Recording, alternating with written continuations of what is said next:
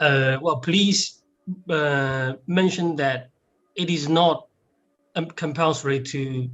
For the students attendees to turn their camera. It's not compulsory. Yeah, of course. I see that maybe some students they don't want to show them. Maybe they are shy. Yeah. So it's just. Доброе утро. Мы начинаем наш сегодняшний разговор за чашечкой кофе. Предупреждаю вас, что я делаю запись, да, на YouTube, так что если кто-то не хочет, чтобы его лицо фигурировало в этом видео, то вы можете камеру не включать. У нас сегодня утро посвящено образованию в Китае, достаточно необычное направление для российских студентов, и с нами Шида Чен из университета, который я никак не могу выучить, как произносить правильно, мы попросим его потом сказать. Это университет партнерский с Университетом Ливерпуля. Соответственно, там есть возможность обучения на английском языке и получения двойных дипломов. Мы будем вести беседу на английском. Если кому-то что-то плохо понятно, пожалуйста, не стесняйтесь, пишите в чате или говорите голосом. Я буду переводить. Ну и, в общем, по возможности будем стараться достаточно простыми фразами оперировать, чтобы было все понятно. So, Shida, good morning. Yes. Good morning. You don't have a coffee, you have tea with you, right? Yeah, and it is already evening. Tell us about your university, because I was just saying that I still cannot learn how to properly pronounce the name of your university. Okay. It's a little bit complicated. It's the full name. Okay, let me get this. Just give me a few seconds. Oh, I cannot share. I will give you now the right. Yeah, so now you can. Okay, thank you. I got it. Okay, the university name is Xi'an Jiaotong-Liverpool University. As you can see here. So it's a little bit reminder from last time. So we were created in 2006 by the University of Liverpool from the UK and Xi'an Jiaotong University in China. So these two universities created our university. And the Ministry of Education in China, they allowed such existence of such special university to be able to run in China. And at the moment, we are the biggest international cooperative university in China. And some figures to share with you. So again, for the pronunciation, is Xi'an Jiaotong-Liverpool University. It's two universities. Xi'an Jiaotong is one university. It's a Chinese university. And the University of Liverpool, of course, it's a top 200 university in the world. Yes, the University of Liverpool is very highly ranked. So we were going to speak today about student life in China. Yes. How students live there, where they live, how much are their living costs, and so on. Okay. And speaking of which as well, at your university, they study in English, right? So they don't have to speak Chinese to be able to study there. But do they have to speak Chinese to be able to live in China? And do you help them with this? That's actually a very good question to start with. Yes, so for the degree programs, so if you come to our university to learn a degree program, either it's in bachelor's or master's or PhD level, the courses are fully 100% taught in English. But in terms of day-to-day life, so there's going to be quite a lot Chinese language involved. And during your degree studies, you will learn Chinese language. On the one hand, it will help you to, have better relationship and collaboration with your classmates, but on the other hand, Chinese language will help you quite a lot in your day-to-day life. I mean, every student, they need to go to supermarket, they will go to buy things, maybe they will go to museum, they will go to cinemas, they will go to shopping malls to buy things. So Chinese language is some basic, not very complicated, basic Chinese language is still, I think, still required and strongly recommended to learn. And I know that quite a lot Russian students, they choose Chinese language in as one of the YEGA program, YEGA subject to pass. And it's becoming more and more popular, especially in big cities and in the middle and east part of Russia, because the border is closed. It's closer to China.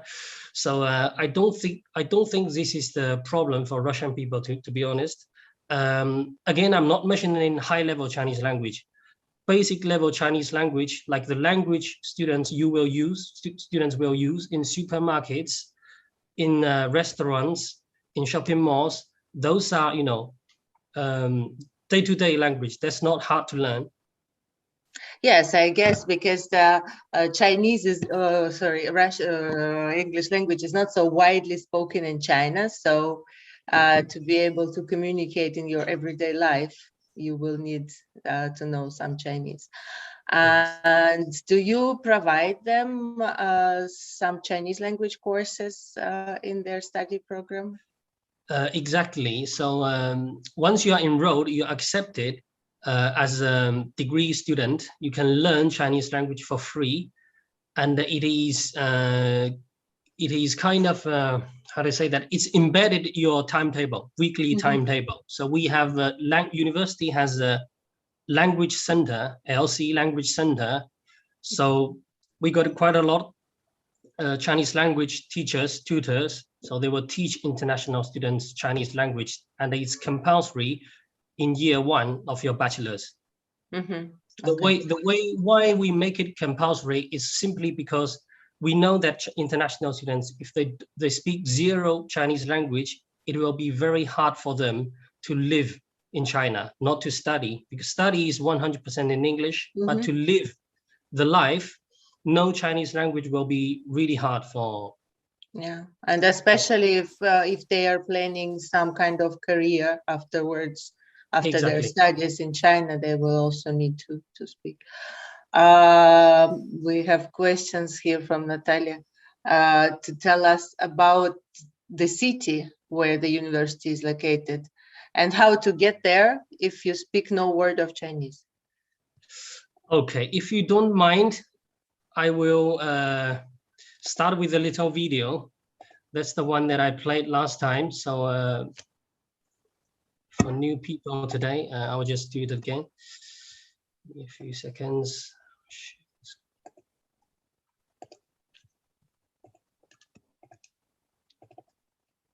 It's a 2-minute video, not very long. Sudzhou is a city with more than 2,500 years. It is on the one hand historical, but also modern. Okay, let me get the share screen button.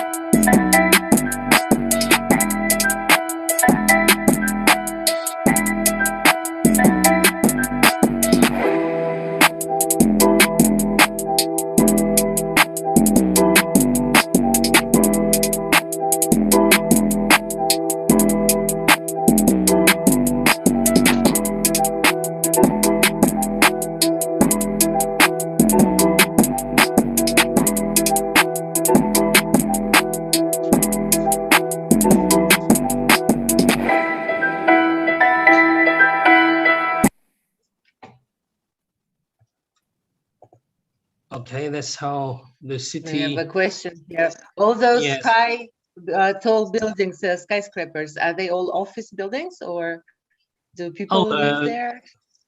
The big like looks like a gate. That's actually the city landmark. It's called the Gate of the East. Yeah, the gate building with a little curve, you know, empty. That's the landmark of the city, and it's around 200. I think it's above 200 meters high. That's not the highest. The highest is the building with 3 letters IFS, International Financial IFC, International Finance Center. Yeah, that one is the highest, above 400 meters. So those 2 buildings are the 2 highest and are the city landmarks. There are offices. Yeah, they are for offices, and maybe some apartments for like you know, rich people too. Yeah, I see. So you have, like in Moscow City, we also have these tall office buildings, but there are also some apartments there as well. They're mainly for offices, but some apartments for some specific stories floors, they are for selling. I see. Anastasia asked the question here. As far as I know, there are many Chinese dialects. Which Chinese dialect do you teach at university? Sorry, basic Chinese or Chinese dialects? You mean accents? No, dialects like Mandarin or what else is? I'm not very. I don't really know so much about Chinese language. I know that there's one of the is basic Chinese, and then there's Mandarin. What kind of dialects Cantonese Natalia is referring to? I mean, in which context? They just want to know which Chinese students learn when they study at the language courses at your university. Sorry, I didn't really follow you. Which language they learn? The language will be English. So no. When they have Chinese courses at the university, about what we were talking about before, which direction of the language do they learn? Which direction of the language? Okay, from the very beginning, because we know once students are enrolled, are accepted onto university, maybe some of them know some basic Chinese language, maybe some of them don't know, have zero background, or some of them maybe already have advanced level. So in this case, during the welcome week, in the beginning of the academic year, we will ask all students to have a Chinese language entry test. In that entry test, we will test Chinese students, international students, Chinese language ability. Then we will, based on the results of such test, they will be grouped into different classes, and for a specific class, that class will have students who has pretty much the same level of Chinese language. So in that case, it wouldn't be an issue for them. So because we know that some students come with some Chinese, some don't. So that's actually is not a problem.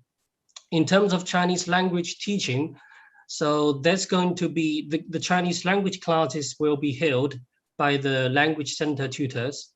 So they are professionals. So their academic background was something related to the teaching Chinese to foreign people.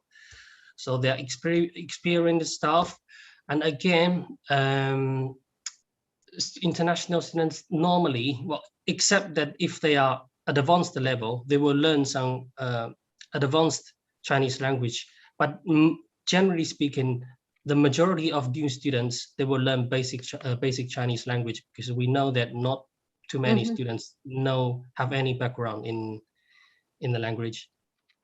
Okay, another question here. How many do you have local Chinese students and also international students? What is the proportion of international students that study? Okay, good question. The overall student number, as you see in the previous slide, it is 18,000. That's the total number, including Chinese, international and the Hong Kong, Taiwan, Macau students. In terms of international, the current figure is around 1,200. No, that's not so many. 1,200, and 1,200 includes the students from Hong Kong, Taiwan, and Macau. If we exclude these students, it will be around 1,000. I see. 1,000.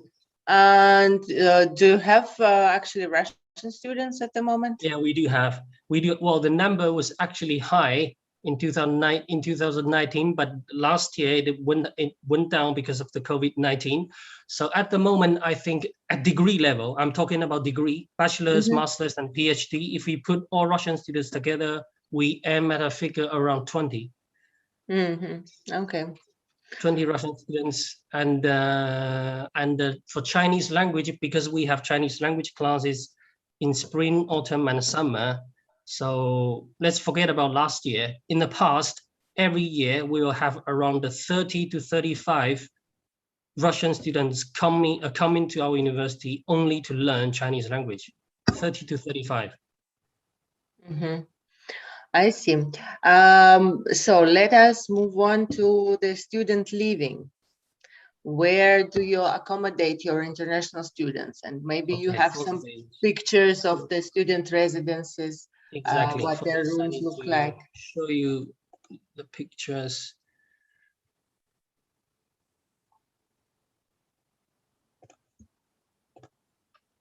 Okay, can you see the document? Yeah. Okay, great.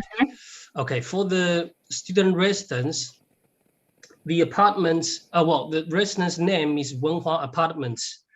It has, in principle, two room types. One is single bedroom, like the one you are seeing now on the screen. So this is single bedroom, and another second type is double bedroom for 2 students. Well, in this one, single bedroom, it can also be shared by 2 students if they are, I don't know, boy or girlfriend, or like from same family. It's also possible, but generally speaking, this one is for 1 student and this one is for 2 students. And some photos share with you. Every room has got a little balcony.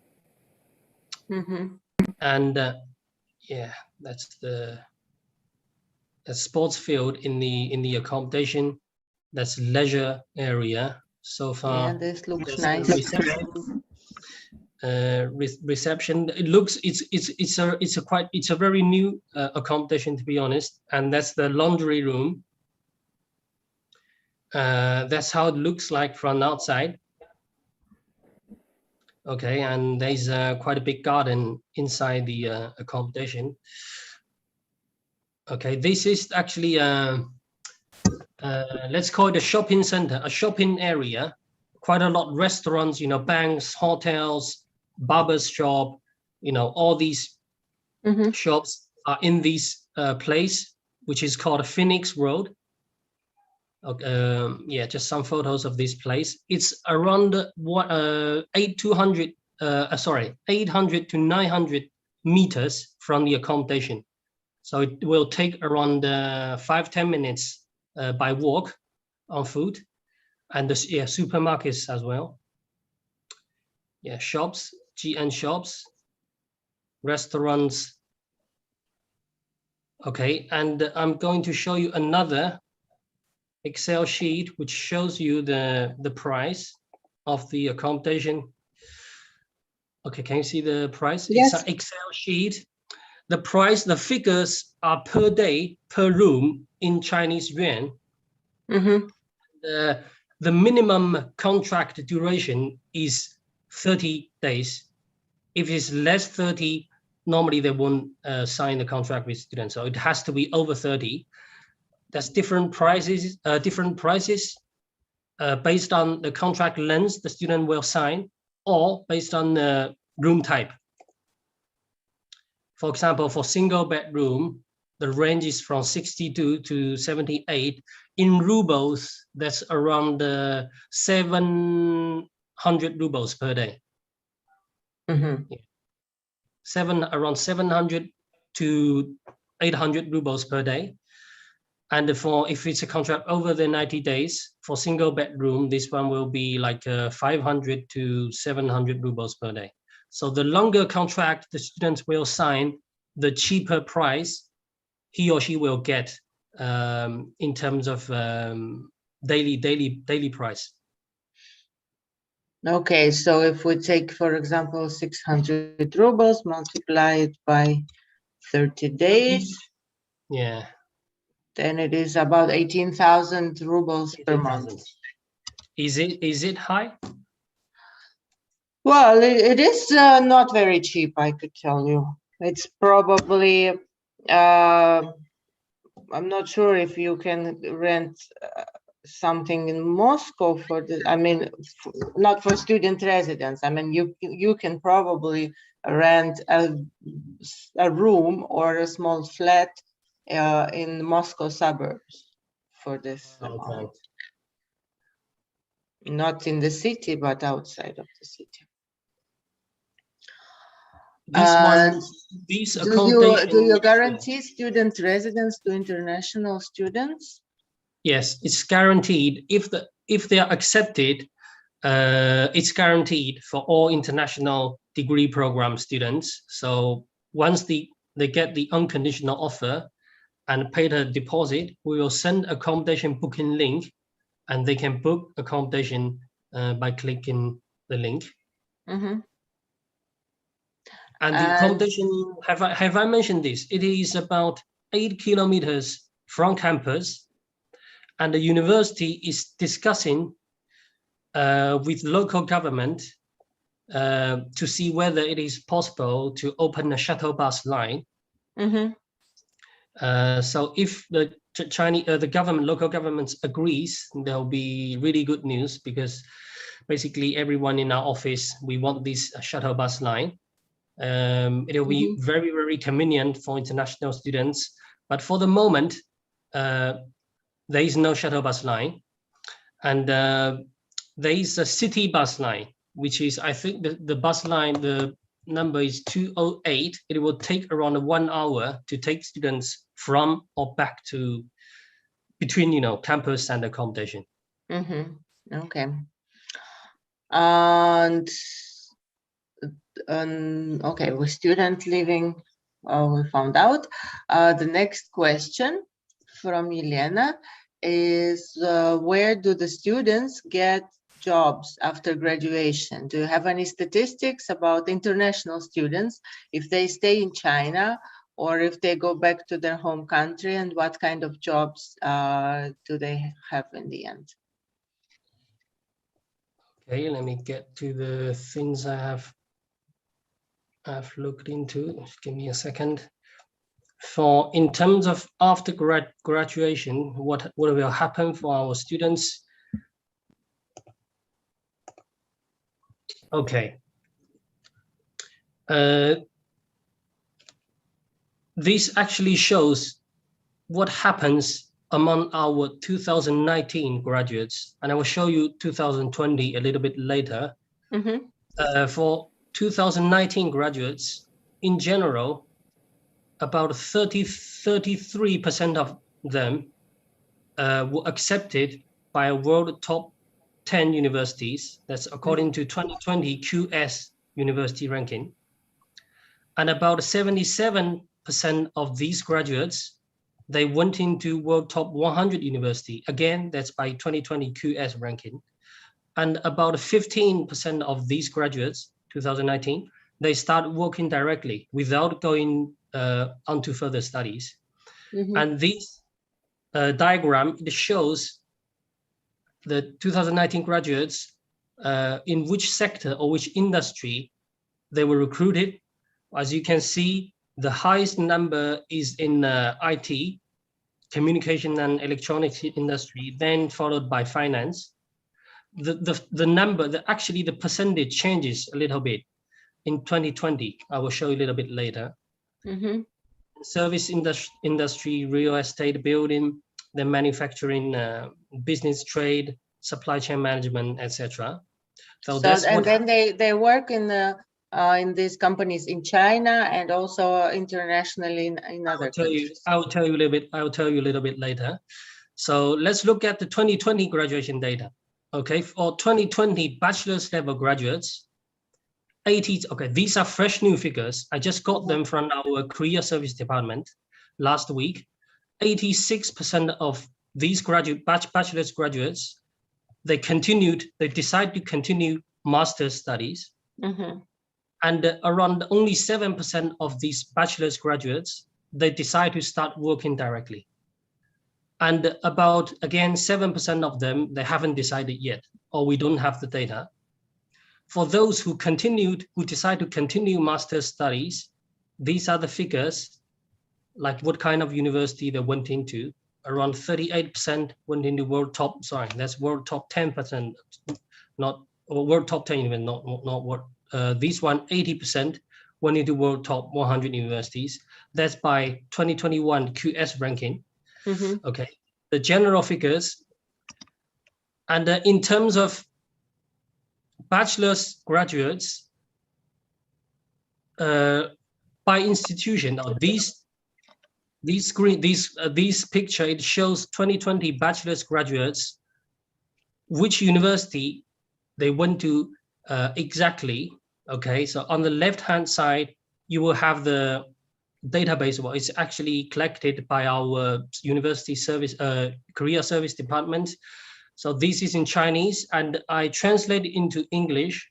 So we got 2 bachelor's graduates last year from 2020. They went into Harvard, and the 13 went to Oxford, ETH Zurich 1, University Cambridge 15, then Imperial College to 228. Then UCL is the biggest destination, University College London, 681. Then Singapore. So basically, this information, it shows the student numbers recruited by overseas universities ranked as world top 200. That's very impressive, actually. But we have to also mention here then about your special double degree program, that students, when they graduate, they also have a degree from one of the highly ranked UK universities. Yes, you can. Well, you can see at the bottom, I listed Liverpool. So 2020 bachelor's graduate, 23 decide to continue their studies at the University of Liverpool, UK. Okay, that's the numbers by institution, by university. This chart, it shows, generally speaking, which continent or which country they go to. Sorry, it's in Chinese, but I think you can probably guess the biggest destination is the UK for our bachelor's graduates. Like 76, 75% of them, they went to the UK for further studies.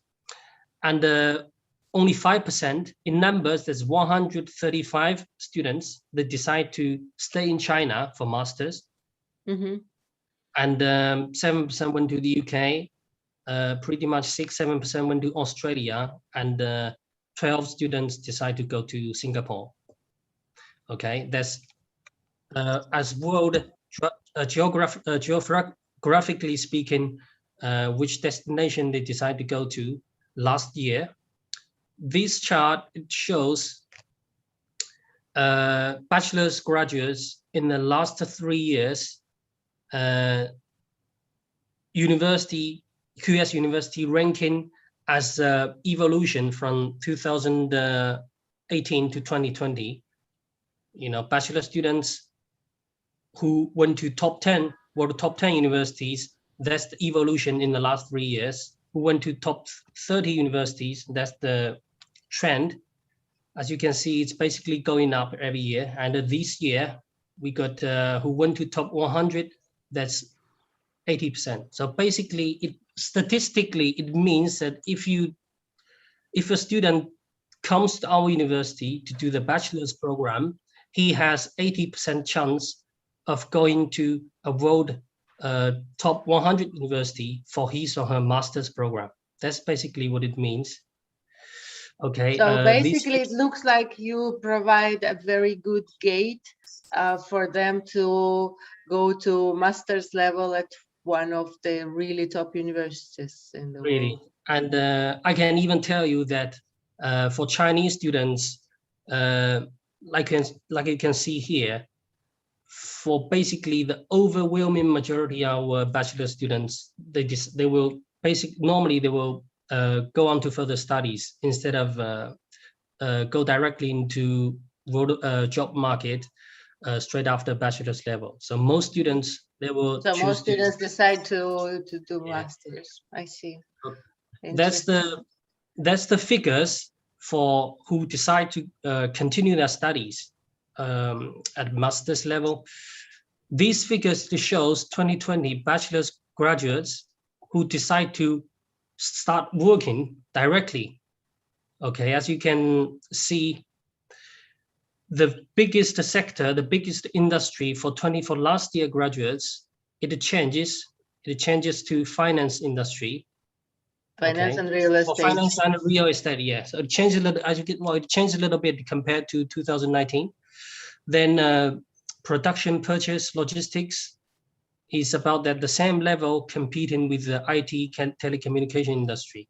Then education, training. So it means basically who maybe decide to go to who want to work in a university or in a training school or in high school. In sports, leisure field. So that's the pie chart. Okay, and in this page, it shows some example employers. This is not specifically for 2020. This one is generally speaking in past years where students went to, bachelor's graduates, master's graduate, and PhD graduates. Some example employer names. There are international companies, as you can see, but also Chinese companies like national, like in Bank of China, China Mobile. That's one of the 3 biggest telecommunication operators in China. This one is another in telecommunication, China Unicom. ICBC is actually it's actually the biggest bank, to be honest, in the world. ICBC and Alibaba, that's international and national. That's Alibaba is very famous. So have you got any other questions about the well, I don't know if you have any information about students' salaries after graduation, how much money they can get. That's also one of the most frequently asked questions from students and parents. When you invest in your education, you want to know how soon you will get return on this investment. On this page, I did some research and I typed these figures. This is examples of salaries, because the salary level, it really depends on which levels students graduated, and it's really case by case. Maybe maybe 2 students from the same classroom, one can get a double price salary compared to the other. And it also depends on which year they're going to the job market and which industry they go to. So there are quite a lot variables when students decide to go to the job and when they choose a position. So on this page, again, it shows averagely, generally speaking, what they can get in China if they decide to start working in China after graduation. In the biggest cities, I call it first tier cities. That's very famous cities in China, Shanghai, cities like Shanghai, Beijing. If they are bachelor's degree holders, they can probably get over 7,000 Chinese yuan per month. That's about 800,000 rubles per month. No, sorry, not 80,000 rubles per month, roughly, generally speaking. Okay, yeah, this is quite a good salary for a fresh graduate. And here I list. Normally in Russia, you would be lucky to get half of that for a fresh university graduate. Even in Moscow. Well, yeah, I guess even unless you go to companies like really PricewaterhouseCoopers or KPMG or something. Yeah, well, it really depends. Again, it really depends on, it's really case by case. And for the second tier cities like Sudzhou itself, where our university is located in, Sudzhou, Nanjing, and most cities, the capital cities of every province, you can consider them as the second tier cities. These are the salary levels a student possibly aim to get after graduation. So as you can see, it goes down compared to big cities like Shanghai and Beijing. Okay. And in other cities, it goes down again for bachelor's, master's, and PhD level. So I guess this is also why they choose to go and do a master's degree than in some other top university, that they can also at least double this number at the end. And if it's an international company, I think probably they will earn more per month because generally speaking, international companies, they pay quite a lot compared to Chinese local companies. In pretty much every country, I think that's the case. International companies, yes, of course. They operate in different currencies and they and in different living standards. And here it reminds me about the Chinese language question. So if international, let's say not Natalia. Let's take an example, Maria. If Maria holding a master's degree and she can speaks Chinese language, Russian and English, and she is accepted by international company, I'm pretty much sure that she will get much higher than these figures, even if it's a city, well, not Shanghai or Beijing. So again, it's really based by case, and it's based on the student ability, competency. Okay, now we have one more question. Yes. How does the university work during this COVID quarantine? Do you have only online tuition or do you have offline classes as well? How does it work there now?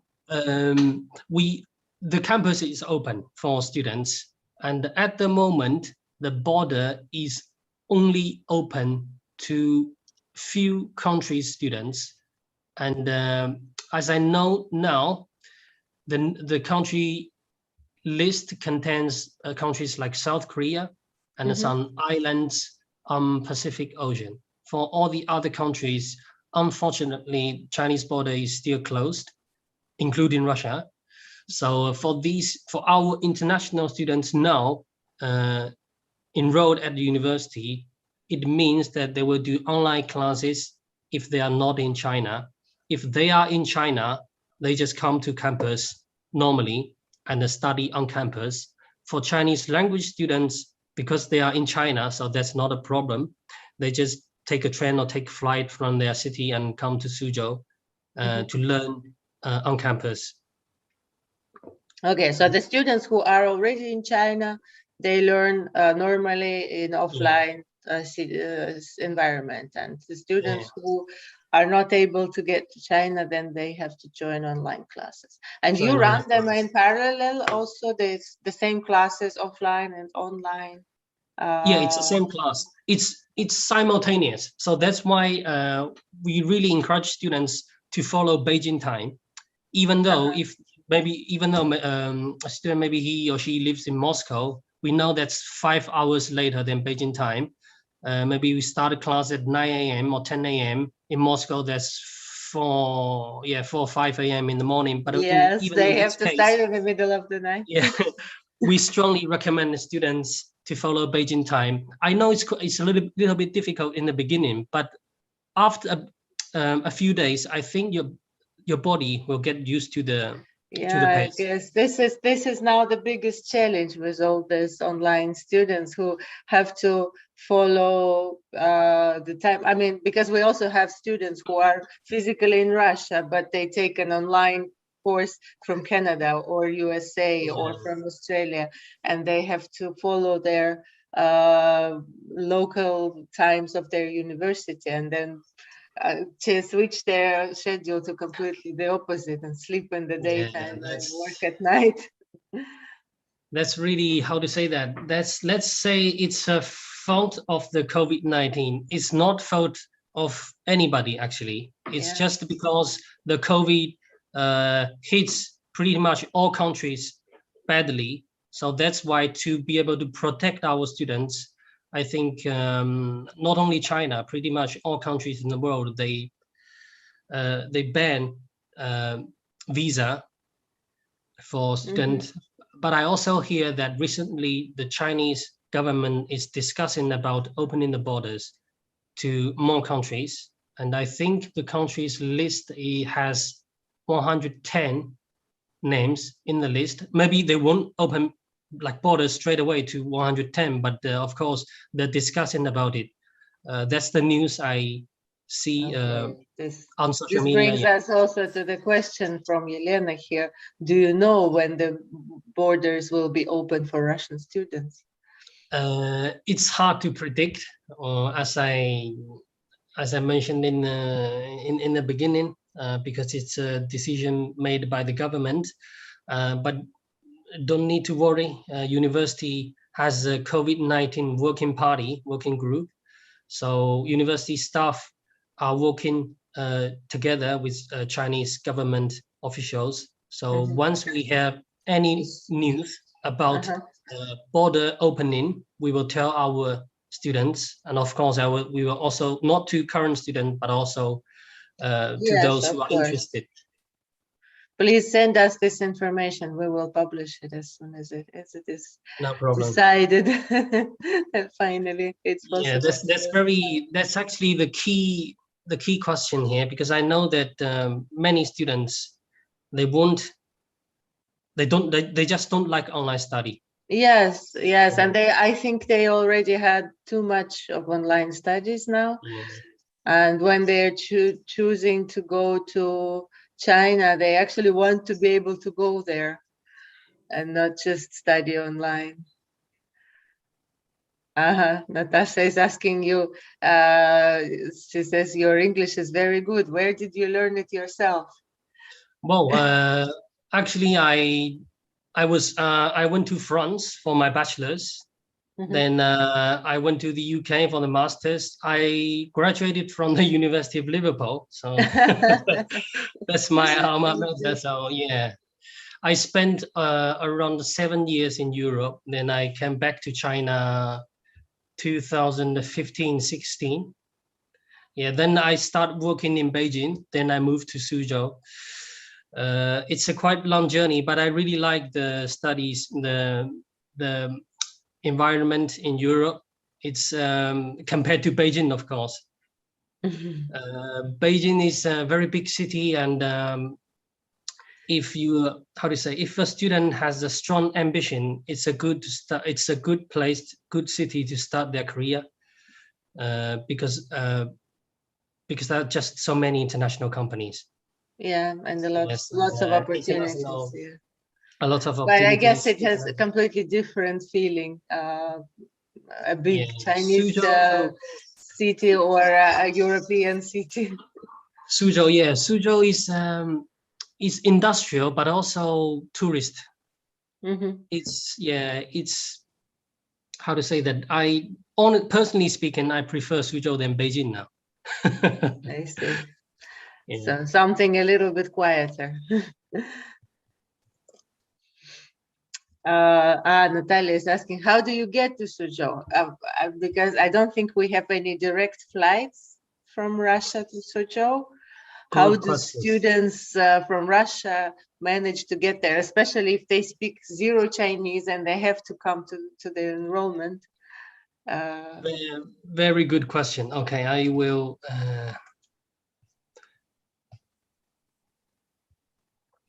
Okay, let me try to find the page. Yeah, it's this one. I guess there will have to be an extra internal flight or something like that. Sorry, that's the wrong one. Sorry, give me another second.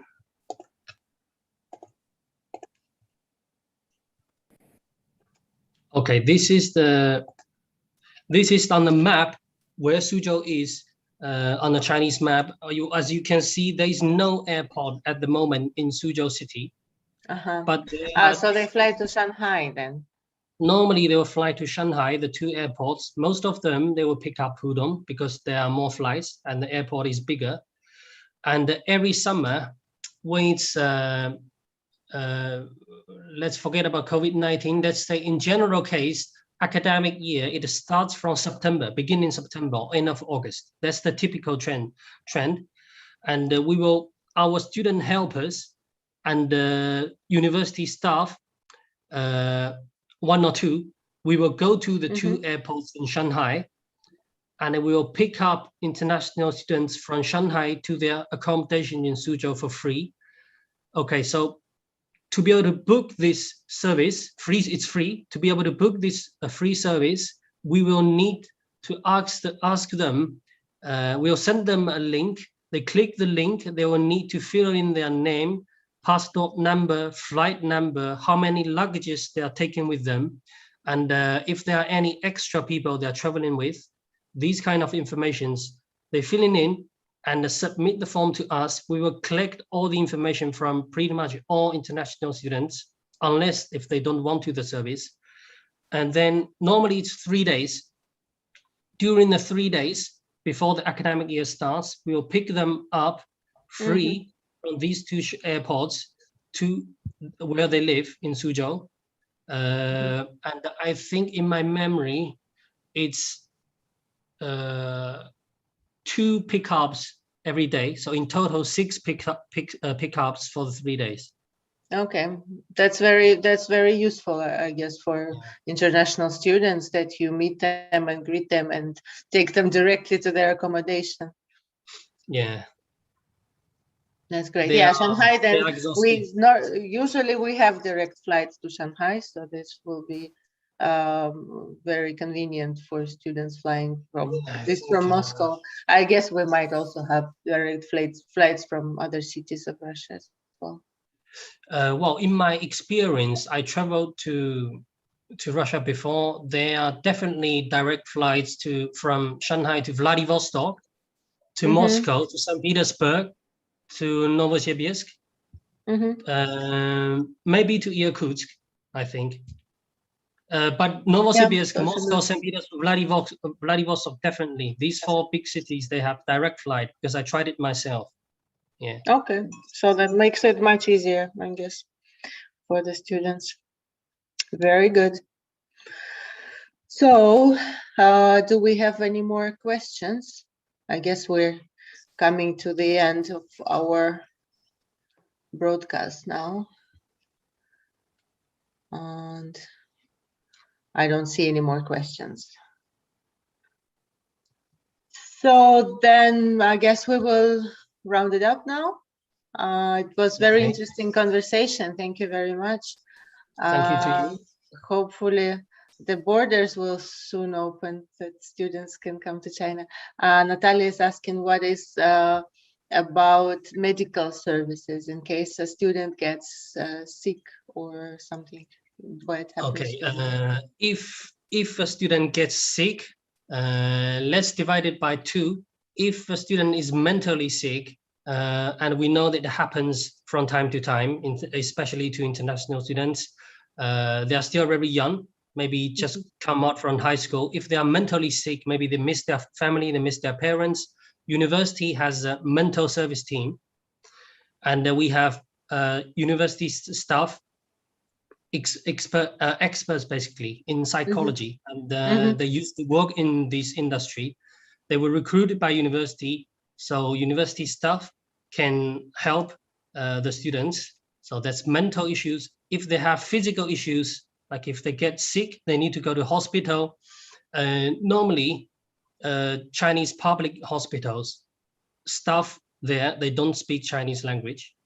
So either there will be one university staff going together with the student to the hospital to help translate, or Sudzhou, because Sudzhou is very international, it's number 6 biggest city in China, and it has many private clinics, hospitals. So in these private hospitals, there are staff who can speak English.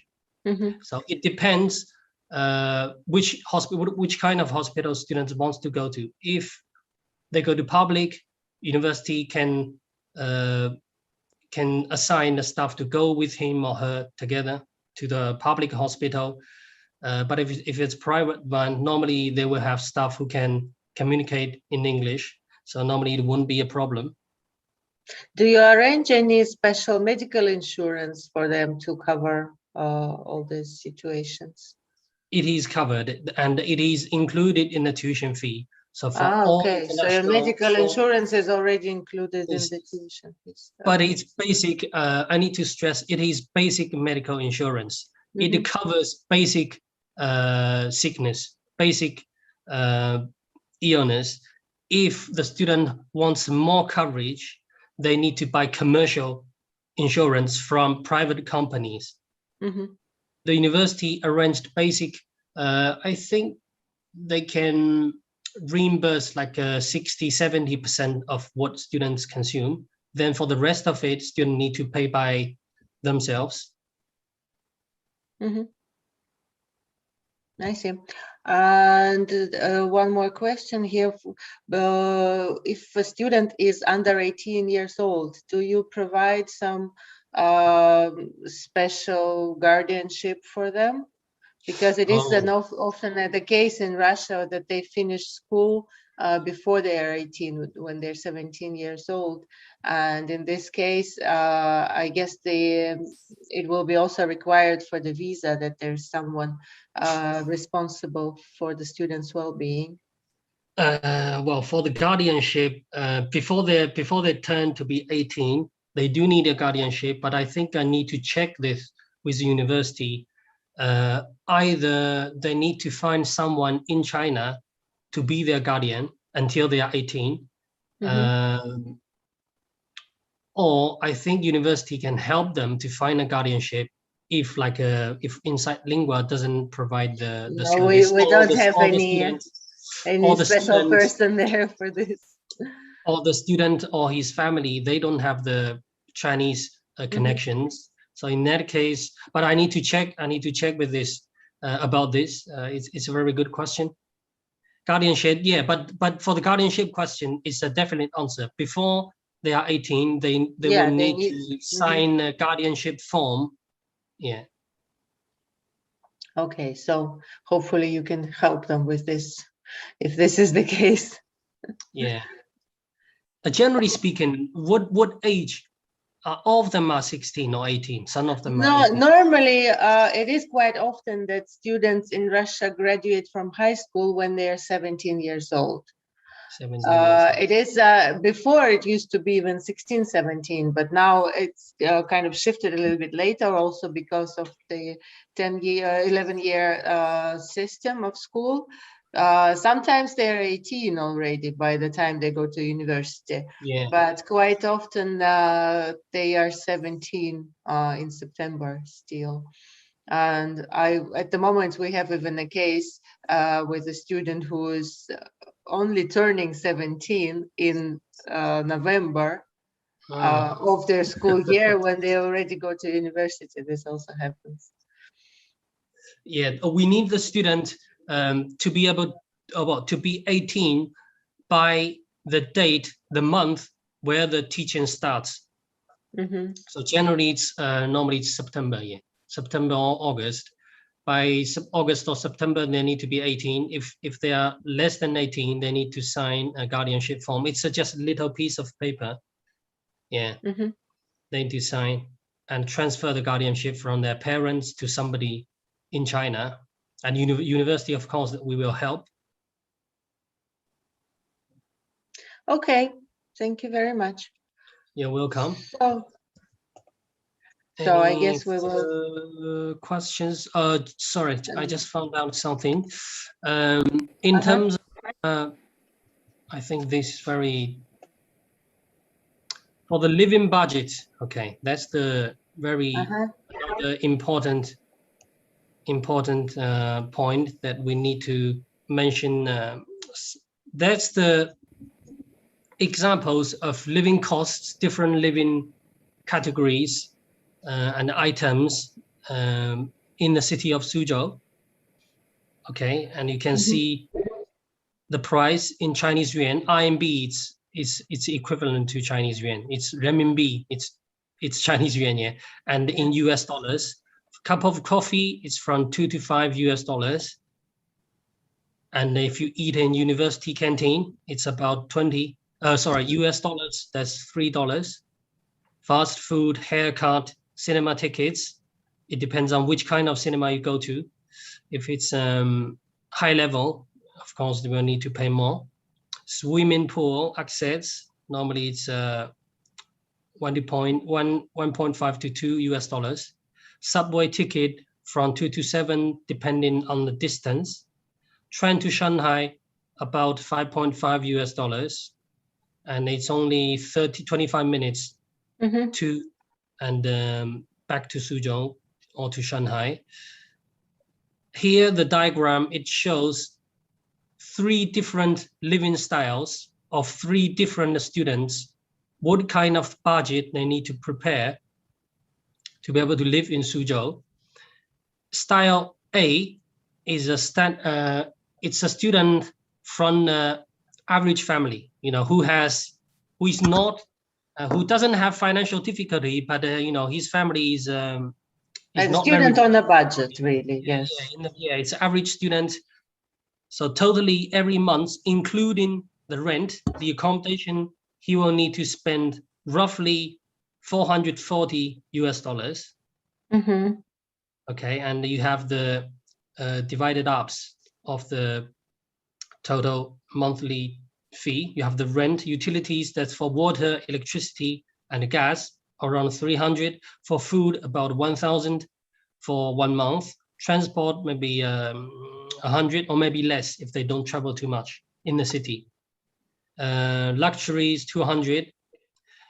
Style B and style C, the budget goes up because, again, it depends on the student desire. It depends on the student living style. It also depends on the student family background. If they come from a family who has more financial budget for him or for her, he can use basically more every month. Like in style B, he can maybe use more budget for food. He can eat better. And he maybe have more money to spend as luxury items. And for style C, maybe he or she can live better in a better room, in a better style, 3,000, and he or she has more budget in luxuries every month. So it really depends, but here are 3 examples. This is actually very nice and comprehensive table. It's the first time I see someone prepare something like this, but I find it really very useful because mostly the universities just say, well, the minimum you can survive on is this much, but then how much other students will pay, we don't know. It depends on their lifestyle and appetites, but this is very, very comprehensive. And speaking of food, I wanted to ask you about the student residence. Do the students have access to kitchen to cook their food, or do they have to go to the canteen or restaurants? How is the food organized there? Okay, for the food, we went to the accommodation last week to check it out. And the answer we get from the accommodation is that there is only one building who has a not very big kitchen, and the kitchen is only open to that building students. If students who live in other buildings, they won't have access to this kitchen. So it means they need to either eat in university restaurant or eat in the city. And they normally can't cook inside room because it's dangerous. Yeah, especially if you don't have any kitchen utilities in your room. Okay, some photos for the Chinese food. I'm sure you will like, students will like Chinese food. That's just so many choices. Chinese tea, and they will definitely try this out. But also coffee. There are a lot of coffee shops in Sudzhou. Starbucks from America, that's an American brand, and Costa, I think that's from the UK. I think Costa Coffee. Yes. Of course, you can find many videos who can show you how Chinese food looks like, especially traditional Chinese food in Sudzhou, because the city has its own traditional food from history. Just type something like must try Chinese food or traditional Chinese food in YouTube or in Google, in any search engine. You have many videos about the entertainment. Okay, the city, because the city is very big and very international, there's cinemas, that's real pictures, not faked. That's real pictures in Suzhou city. Shopping malls, that's Suzhou Center. Okay, that's the biggest shopping mall in Suzhou, and where it is located, it is just located beside this building that you asked. Okay, this is the the landmark of the city. This is the landmark of, and the tallest building is actually this one. It doesn't really show very much, but the tallest building in Suzhou is this one. It looks very vague in the picture, but yeah, this one is, this is called the Gate of the East, this building. It looks like trousers, you know, like people wear the trousers. Yeah, it does look like many a pair of trousers. Many students call it trousers of Suzhou. And this is Suzhou Center, the biggest shopping mall. Okay, it's very, very big. It looks small on picture, but it's very, very big. You can spend one day in it and you won't finish visiting the self. And this is Aeon Mall. It's a brand from Japan. We have 3 Aeon malls, I think, in Suzhou, and this inside. This is another shopping mall, and IKEA from Sweden for buying furniture. For buying cheap furniture. That's all real pictures. Older Street, that's more traditional. So if they getting tired of the modern life, they can go to traditional places in Suzhou. This one is called Shaitan Old Street. It's very traditional, and I really like this place myself. Yeah, that's again Shaitan Old Street. That's afternoon time. Again, some pictures. There's another old street called Shantan Street. Very famous among tourists. Places that you really need to go in Suzhou. Okay, that's Guanqian Street for food, for spending your leisure time with your classmates, with your friends, or even with your professors. Pinjiang Road. Okay, this road, I think it has over 1,000 years old, this Pinjiang Road. It's also one of the places you really need to go as tourist. Humble Administrator's Garden.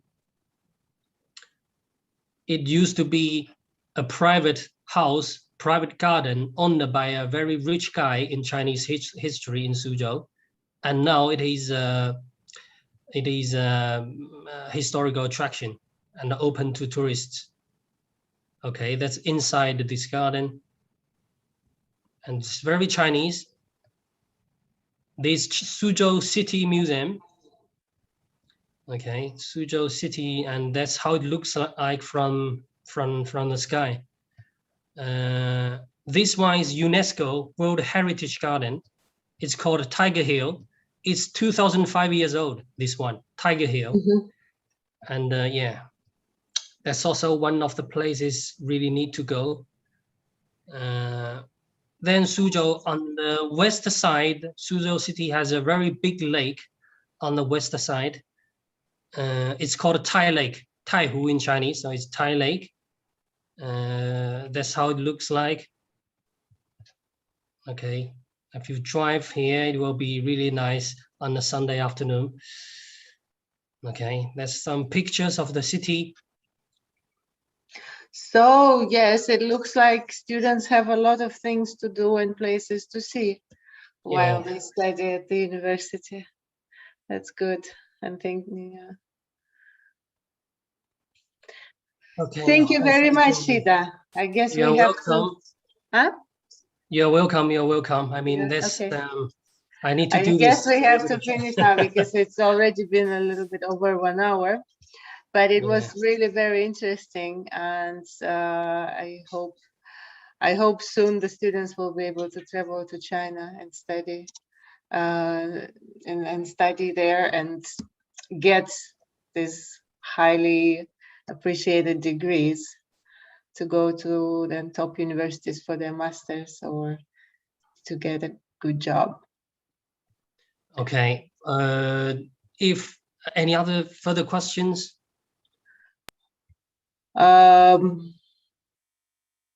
Does anybody have any more questions here? I guess we discussed pretty much everything. Okay, anyway, I can see someone joining us right now, but we will be able to, we will be able to send them the link to the webinar on YouTube, and they can watch it, because we're already at the end. Yeah, so after the session, if you have any further questions, you can talk to Insight Lingua, to Anastasia, or you can, Anastasia, you can send any questions to me if you're not. Yes, of course. So that's always possible. You can always. Here's our website address, and you will find all the contact information to get in touch with us there, and use any feedback forms, and we're happy to answer all questions. Or if you want to know something else from Shida, or for the students who want to apply, we can also arrange personal interviews for application. No problem. Yeah. Thank you. Thank you, everybody. Thank you very much. Have a good weekend. You too. Have a good Bye-bye. Sunday.